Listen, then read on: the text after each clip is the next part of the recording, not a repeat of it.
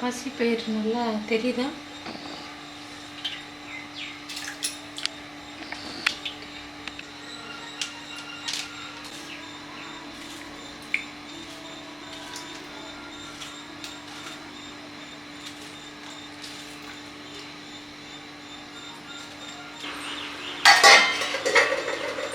இங்கே காமியும் இது வந்து தக்காளி 2 போட்டு பாசிப்பருப்பு கொஞ்சம் போட்டு சாம்பார் வைக்கிறதுக்காக. இது வந்து வெண்பொங்கல் வைக்கிறதுக்கு பச்சரிசியும் பாசிப்பயிரும் வேக வச்சு வச்சுருக்கேன்.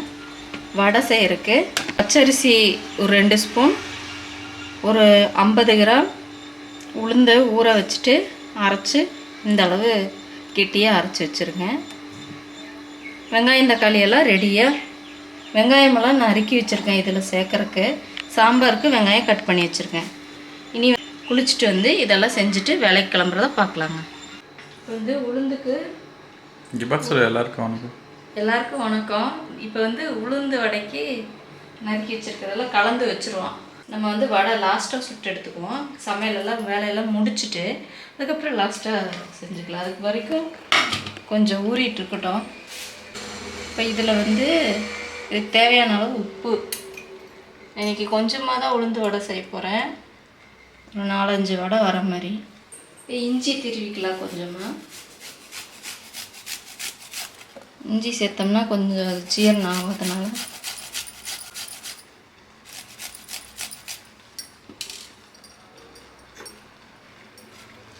ஒரு சின்ன துண்டு இஞ்சியை சேர்த்தாச்சு. அவ்வளோதான். இதெல்லாம் கலந்து வச்சிடலாங்க. இதுக்கு சோடாப்பு எது தேவையில்லை, அப்படியே சுடலாம். அரிசி மாவு சேர்த்துக்கலாம், இல்லைன்னா அரிசியை சேர்த்துக்கலாம். அரிசி வந்து சேர்த்து அரைச்சிருங்க, அதனால எது தேவையில்லை. இது கலந்து கொஞ்சம் நேரம் தனியாக வச்சுட்டு இப்போ மீதி இருக்கிற சமையல் வேலையை பார்ப்போம். பருப்பு நல்லா வெந்துருச்சு பாருங்க, நல்லா மலர்ந்து சூப்பராக வெந்துருச்சு. இந்த மாதிரி சட்டியில் வேக வச்சா அது ஒரு தனி டேஸ்ட்டாக இருக்குங்க. இப்போ இந்த பருப்பை தாளித்து விட்டுடலாங்க.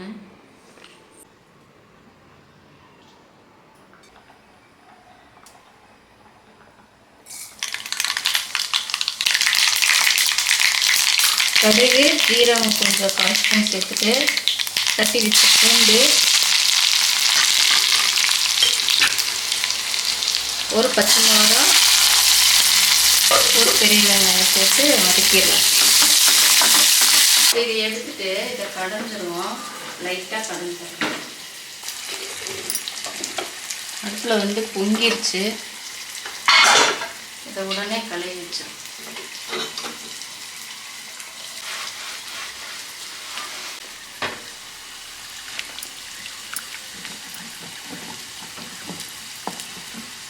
லைட்டாக இப்படி பண்ணால் போதும். நல்லா நைஸாக இது பண்ணிட்டோம்னா சாம்பார் வந்து வலுவலுப்பாயிரும். அந்த பாசிப்பருப்பு சாம்பார் இந்த மாதிரி 1க்கு 2 இருந்தால் தான் சாப்பிட்றதுக்கு நல்லாயிருக்கும்.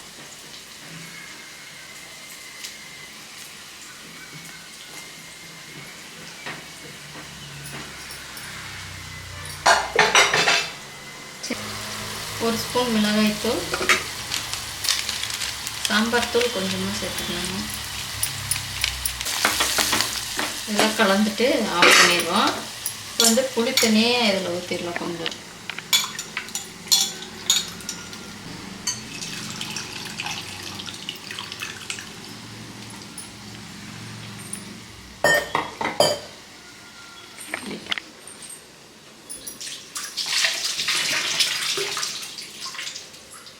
புளி தண்ணி அதிகமாக ஊற்றுங்க, லைட்டாக தான் ஊற்றிருக்காங்க.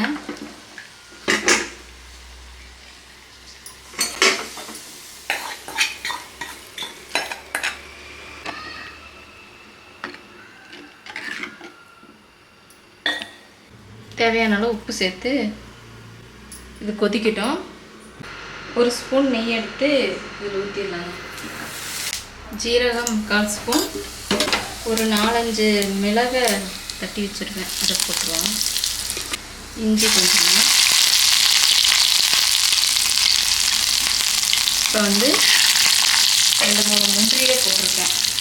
எடுத்துட்டு கருவேப்பிலை கொஞ்சம் போட்டுருக்கேன்.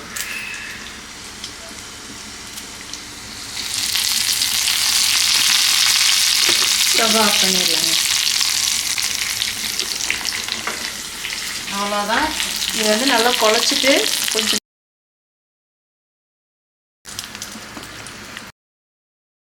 நல்லா கலந்துட்டு லைட்டாக ஒரு கொதி வரட்டும். கொத்தமல்லி எல்லாம் கொஞ்சமாக தூவிடுறேன். பாருங்கள், ஒரு கொதி வருது. ஸ்டவ்வை ஆஃப் பண்ணிடுவோம். ஒரு கொதி. அருமையான சூப்பரான வெண்பொங்கல் ரெடி ஆயிடுச்சு. காலையிலேயே சாம்பாரும் கொதிச்சுட்ருக்குது. அதை ஆஃப் பண்ணிடுவோம். இப்போ வந்து கேசரி பண்ணிடலாங்க. இன்றைக்கி வந்து பைனாப்பிள் நேற்று வந்துச்சு, வாங்கி வச்சுருக்கேன். பைனாப்பிள் கேசரி செய்யலான்னு இருக்கேன். அதை பார்த்துருவோம். ஃப்ரெஷ்ஷான பைனாப்பிள். நம்ம கடையிலலாம் போனோம்னா எசன்ஸ் தான் ஊற்றுவாங்க. நம்ம வீட்டில் சூப்பராக இதே மாதிரி செஞ்சுப்போம்.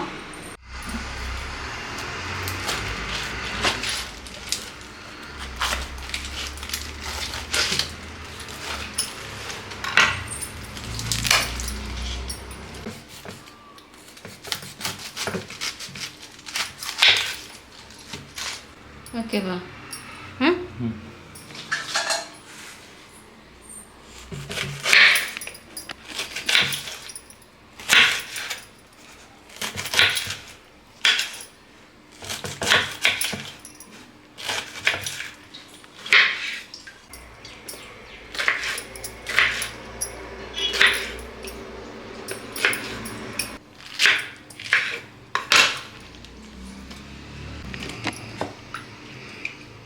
இதை வந்து அரைச்சி எடுத்துக்கோங்க.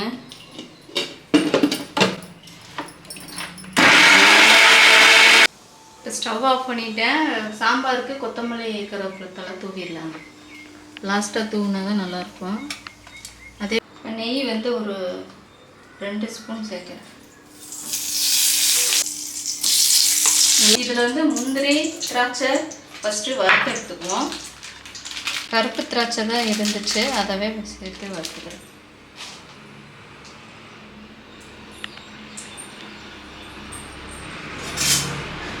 ஒரு குட்டி கரண்டி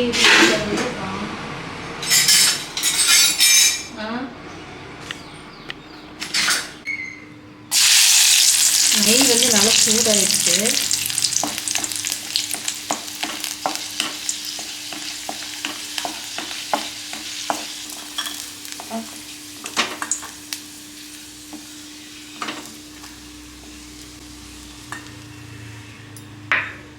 அதே போல் இதுக்கும் பொங்கலுக்கும் சாம்பாருக்கும் பெருங்காயத்தூள் சேர்த்துருக்காங்க. அது அந்த ஸ்கிப் ஆயிடுச்சு.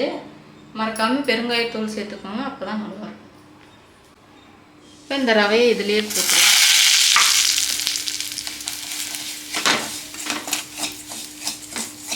இல்லை, நல்லா வறுத்தாச்சு.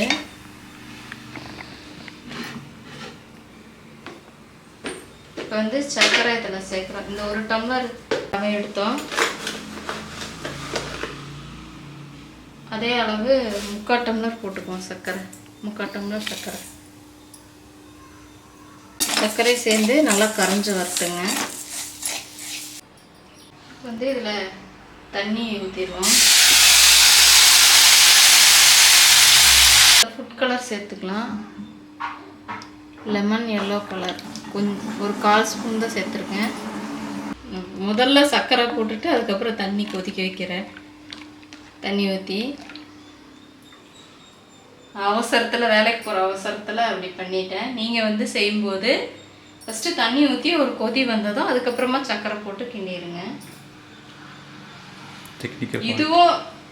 இதுவும் நான் வெந்துடும், நல்லா தான் இருக்கும். நம்ம ஃபஸ்ட்டே ஃப்ரை பண்ணிட்டோம் நெய்யில், அதனால் நல்லா வெந்துருங்க. நல்லா கொதிச்சிட்ருக்கு. ஃபுட் கலர் சேர்க்காம கூட பண்ணலாம். நான் எப்போவுமே ரெகுலராக பண்ணேன்னா ஃபுட் கலர் சேர்க்க மாட்டேன். இப்போ வீடியோக்காக கொஞ்சம் சேர்த்துருக்கேன். இது வந்து ஆப்ஷனல் தான். பாருங்கள், இதுவே என்ன கலராக இருக்குன்னு பாருங்கள். இப்போ இந்த பைனாப்பிளையும் அதை சேர்த்துடலாம்.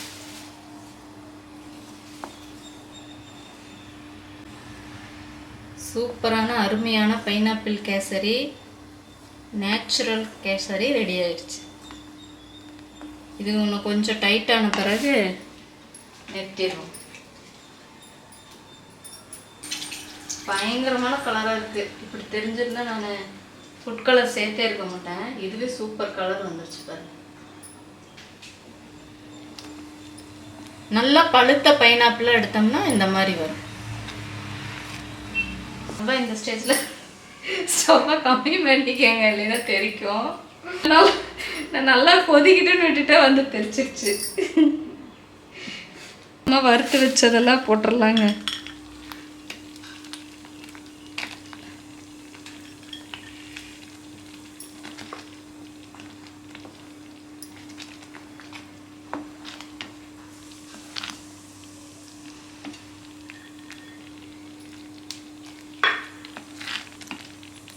ஏலக்காய் கொஞ்சம் சேர்த்திடுவோம்.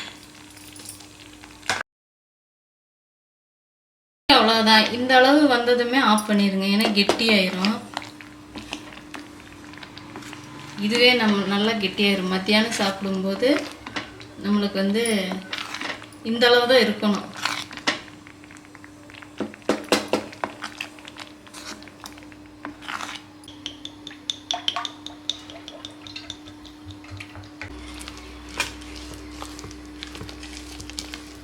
உளுந்தோட சேர்த்து ஏற்கனவே எல்லாம் கலந்து வச்சுருக்கேன். ஒன்றுன்னா போட்டு எடுத்துக்கோங்க. ரெண்டு கைக்கு ஆயில் தடவிட்டோம்னா நல்லா வரும்.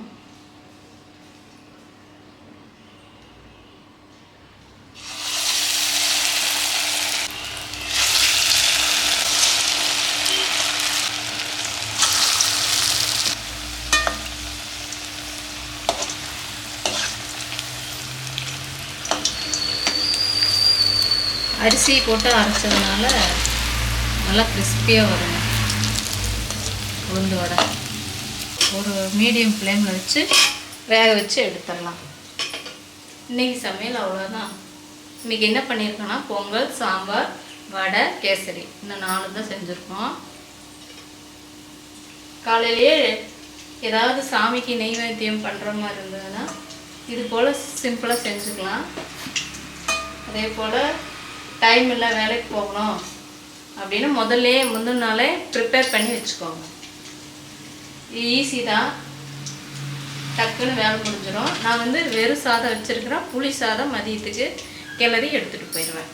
அவ்வளோதான், முடிஞ்சிருச்சு. எல்லாம் எடுத்து வைக்கும்போது காட்டுறேங்க. பாருங்கள், புசு புசுன்னு வந்திருக்குது. இதில் நம்ம எதுவுமே சேர்க்கல, சோடா உப்பு எதுவுமே சேர்க்கல.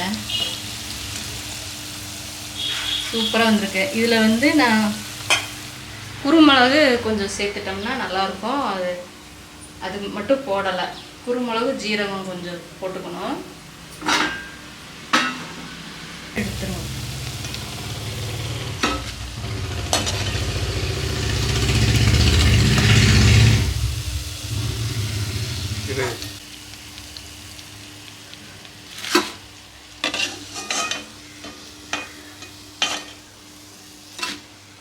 காலையில் டிஃபனுக்கும் மத்தியானம் லஞ்சுக்கும் பாக்ஸில் போட்டு எடுத்துகிட்டு போகிறத பார்க்கலாங்க. காலையில் டிஃபனுக்கு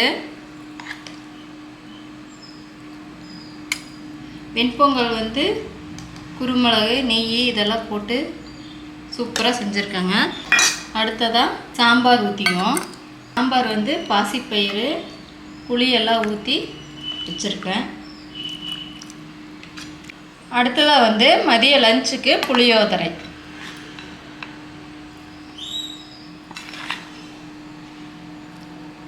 அடுத்ததாக pineapple kesari.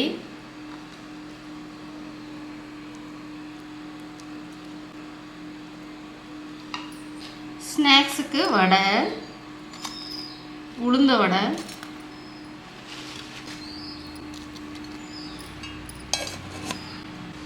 Tiffin box ready ஆயிடுச்சு. வேலைக்கு கிளம்ப வேண்டியதான்.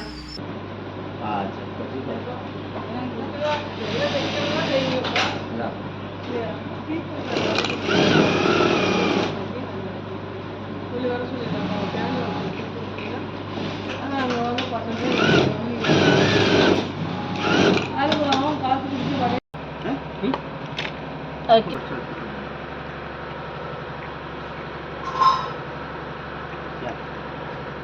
வெரைட்டி. ம்